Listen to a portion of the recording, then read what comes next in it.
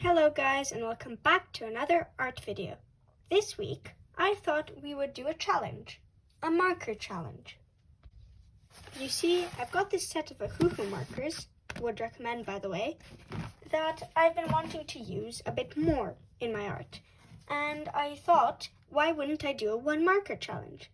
So what that is picking a marker at random when your eyes are closed and having to use only that marker with line art and the white paper to make a character. So now, without further ado, I'm closing my eyes and picking a marker. 3, 2, 1, and I've got number 47, a light green. So now, when we find a 47, we can see what it actually looks like.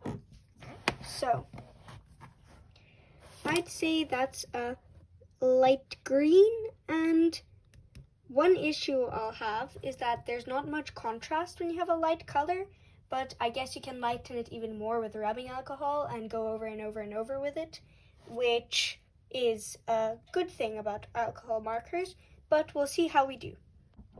Now that I've swatched the marker and I've securely cut my sketchbook, I just want to highlight a little thing about heheh markers. As you can see, the set comes with a piece of plastic that you can put between the paper so that it doesn't bleed through, which I find very useful. So that's another pro about heheh markers. Obviously, the thing we all most associate with green is wildlife and leaves and trees and all that stuff. So because we're designing a character, I'm thinking maybe a woodland elf, some sort of mythical creature, a fairy, something like that.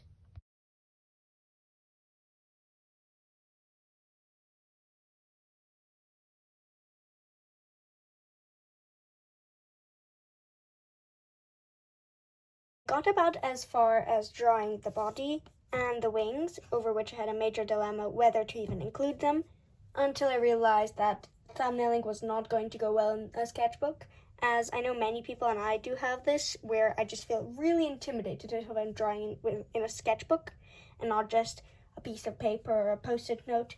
So I did just that, and I figured out her outfit. I'm going to have her wear a maple leaf stretched around her top as a top, with string on the back where her wings are, tying it all together. And the stalk of the maple leaf will go into a vine that's tied around her waist to make a skirt with these petals.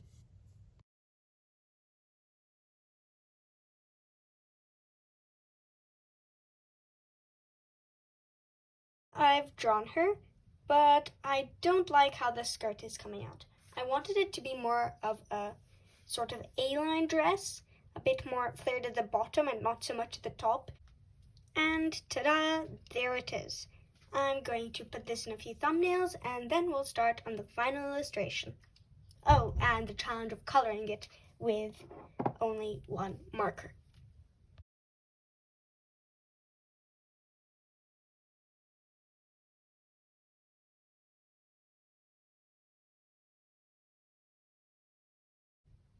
And I've settled on the pose I want her in. I think I'll do this one where she's kind of in the air having fun, wings flying, all that stuff. And I just think it shows the most character in her, other than these just boringly sitting or standing, just straight as line. I am lining this piece with a pack of Staedtler fine liners.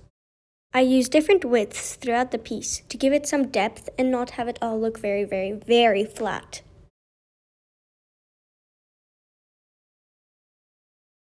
Here, to get some contrast and not have everything be the same color, I used some rubbing alcohol and diluted my marker pigment to get a lighter version of the marker while still having it be the same tone.